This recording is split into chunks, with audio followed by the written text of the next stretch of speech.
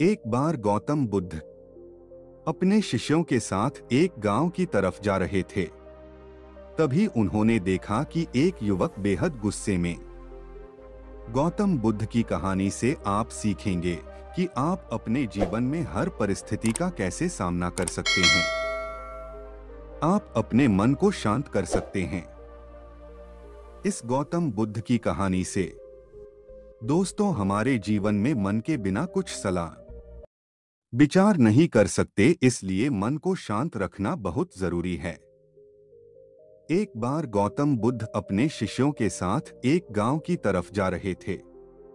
तभी उन्होंने देखा कि एक युवक बेहद गुस्से में पहाड़ी की तरफ जा रहा है।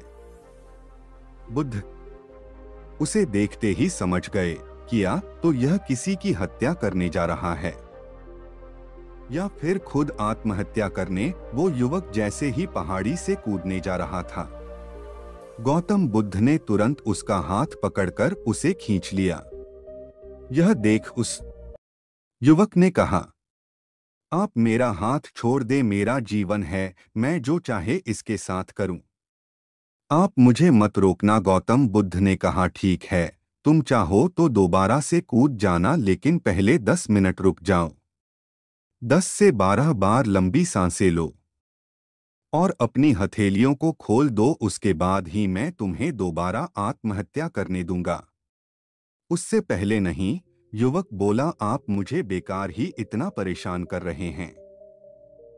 मैं पहले से ही इतना परेशान हूं, लेकिन अगर आप कहते हैं तो ठीक है, मैं 10 बार बाहर लंबी सांसें ले लेता हूं, अपनी हथेलियां खोल देता हूं।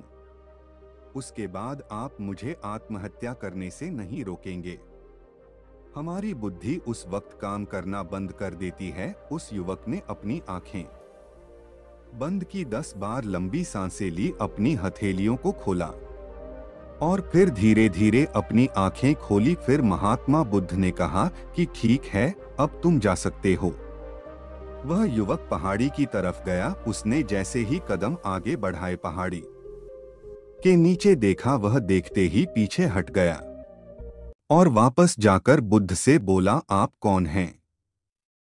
आपसे तेजस्वी व्यक्ति मैंने आज तक नहीं देखा। अभी मेरे साथ क्या हुआ है, क्या आप मुझे समझा सकते हैं? कुछ वक्त पहले तो मैं इस पहाड़ी से कूद जाता, लेकिन अब एक भय उत्पन्न हो गया है। बुद्ध मुस्कुराए और बोले, जब तुम पहाड़ी से कूदने वाले थे तब तुम्हारे अंदर क्रोध था। क्रोध सोचने समझने की शक्ति को नष्ट कर देता है। हमारी बुद्धि उस वक्त काम करना बंद कर देती है। उस समय तुम फिर वो करते हो जो तुम्हारा मन कहता है। उस समय तुम क्रोधित, तुम्हारा मन एक जगह नहीं था। उस समय तुम खुद को खत्म कर देना चाहते थे। युवक बुद्ध के चरणों में गिर गया, लेकिन जब तुमने अपनी आंखें बंद करके लंबी सांसें और अपनी हथेलियों को खोला, तब तुम्हारा दिमाग और मन दोनों शांत हो गया और तुम्हारी नकारात्मक ऊर्जा सकारात्मक ऊर्जा में बदल गई, जिसके कारण तुम्हारी बुद्धि को नियंत्रण प्राप्त हुआ और तुम सही निर्णय लेने में सक्षम हो सके। युवक बोला, आप कौन हैं? बुद्ध ने कहा, यह जगत के लोग मुझे बुद्ध कहते हैं। युवक बुद्ध के चरणों में गिर गया और बोला कि है बुद्ध, आप मुझे अपनी शरण में शामिल कर ले। मैं तो अपने पिता को सबक सिखाना चाहता था, इसलिए आत्महत्या करने जा रहा था।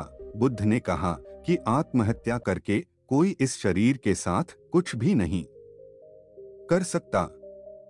जब तक हमारे पास यह शरीर है, हम कुछ भी कर सकते हैं, लेकिन यदि यह शरीर नहीं होगा तो हम कुछ भी नहीं कर सकते। युवक कहता है, आप सही कहते हैं बुद्ध, लेकिन आप नहीं जानते, मेरे पिता ने मुझे बहुत अपमानित किया है। वह मुझे हर बात पर टोकते हैं। बचपन में वो मुझसे बेहद प्रेम करते थे। वो मेरा जीवन बर्बाद कर देंगे।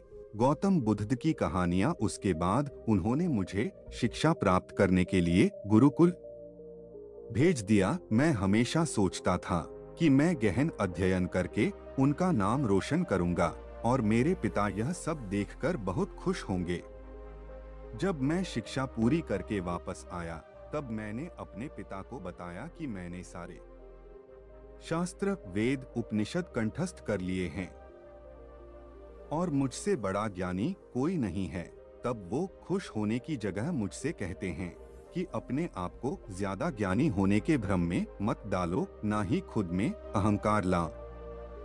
मैं तो उन्हें दिखाना चाहता था कि मैंने कितना गहन अध्ययन किया है। मैं बड़े बड़े शास्त्रार्थ में जाने लगा। सभी मेरे ज्ञान से प्रभावित होने लगे। सभी ने मुझे महान ज्ञाता माना, लेकिन मेरे पिता ने नहीं माना। गौतम बुद्ध की सच्ची कहानियां। वह मेरे शास्त्रार्थ के बीच पहुंच जाते और मेरे बताए गए ज्ञान में कुछ ना कुछ कमी निकालते और सबके आगे मुझे अपमानित करते। वो मेरे साथ रहने वाले मित्रों को भी अपमानित करते थे, यह कहकर कि वो मेरा जीवन बर्बाद कर देंगे, क्योंकि वह मेरा साथ देते थे, मेरे ज्ञान की प्रशंसा करते थे। मैं समझ नहीं पा रहा था कि वह ऐसा क्यों कर रहे हैं।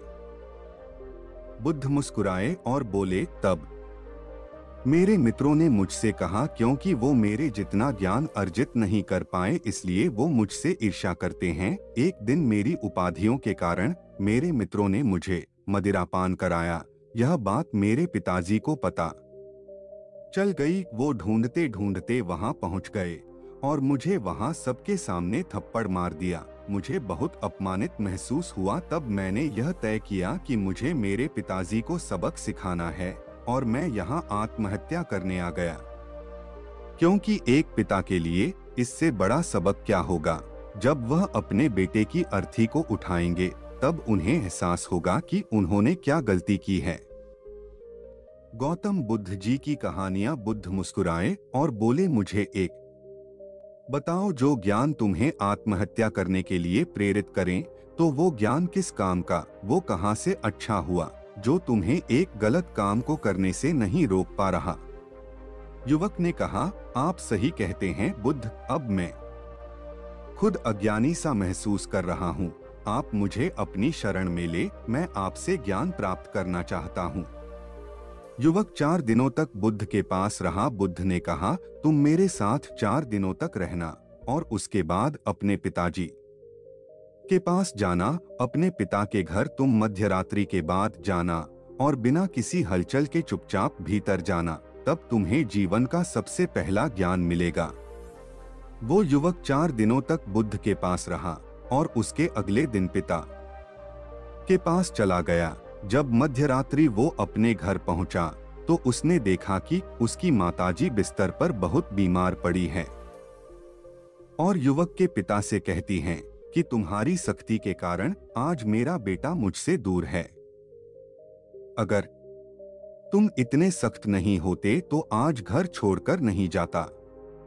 वो युवक अपनी पिता की तरफ देखता है। वो देखता है कि जिनकी आंख में आज तक आंसू नहीं देखे थे, आज वो नम आंखों के साथ बैठे हैं। उसके पिता कहते हैं, मैं उसे दुख नहीं देना चाहता था, बस उसके अंदर अहंकार ना आए उसे दूर करता था। जितना प्रेम तुम मुझसे करती हो उससे ज्यादा मैं उससे करता हूँ। तभी उसके अंदर की कमियों को वहां जाकर बताता था, ताकि मुझे सुन कोई और भी उसे उसकी कमी बता सके और उसे अपने ज्ञान पर कभी घमंड ना हो, क्योंकि व्यक्ति का अहंकार उसे हमेशा ले डूबता है। लेकिन उस भीड़ में मेरे सिवा कोई नहीं होता था जो उसको उसकी गलतियों के बारे में बताएं। तब मैंने तय किया कि मैं उसे उसकी गलतियों से अवगत कराऊंगा, लेकिन वो मेरी ना सुनकर हमेशा अपने मित्रों की सुनता था। और एक दिन जब उसने मदिरापान किया तब मेरा दिल दुखा और तब मुझे लगा कि शायद मेरी परवरिश में कोई कमी थी। मैं ही एक अच्छा पिता नहीं बन सका जो मेरे बेटे ने ऐसा किया। लेकिन तुम चिंता मत करो, मैं उसे कहीं से भी ढूंढ कर ले आऊंगा। जितना प्रेम तुम मुझसे करती हो उससे ज्यादा मैं उससे करता हूँ। युवक की माता कहती है कि मैंने उसे हर जगह ढूंढा, लेकिन वो कहीं नहीं मिला। मेरा मन कहता है कि यहाँ से कुछ दूर एक गांव में गौतम बुद्ध रुके हैं, वह जरूर वही होगा। तुम उसे वहां जाकर देखो, ये सारी बातें युवक वहीं खड़ा होकर सुन रहा था। संघ के दरवाजे सभी के लिए खुले रहते हैं। उसकी आंखों से आंसू बह रहे थे। वो चुपचाप वहां से चला गया और गौतम बुद्ध के पास पहुंचा और बुद्ध से बोला, है बुद्ध, अगर आपने मुझे उस दिन आत्महत्या करने से नहीं रोका होता तो मुझसे कितना बड़ा पाप हो जाता। बुद्ध ने युवक से कहा, इस जीवन की सबसे बड़ी गलती आत्महत्या करना है। ये जीवन तुमने खुद नहीं लिया है, उसे तुम्हें दिया गया है, तो तुम्हें कोई हक नहीं कि उसे खुद से नष्ट करो। मुझे मेरा सारा ज्ञान व्यर्थ ही लगता है। कल सुबह तुम्हारे पिता यहाँ वापस आएंगे। कल सुबह तुम उनके साथ जाकर उनके ऋण को उतारना। युवक ने कहा, हे महात्मा बुद्ध, मुझे मेरा सारा ज्ञान व्यर्थ ही लगता है। आप सत्यता को उजागर करते हैं। मैं आपके साथ रहकर आपसे ज्ञान प्राप्त करना चाहता हूँ। मुझे अपने संघ में आप शामिल कर लें।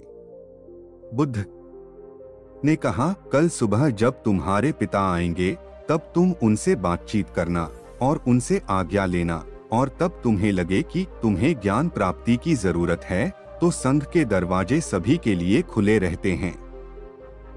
दोस्तों, आपने क्या सीखा इस कहानी से कमेंट करके जरूर बताना। धन्यवाद।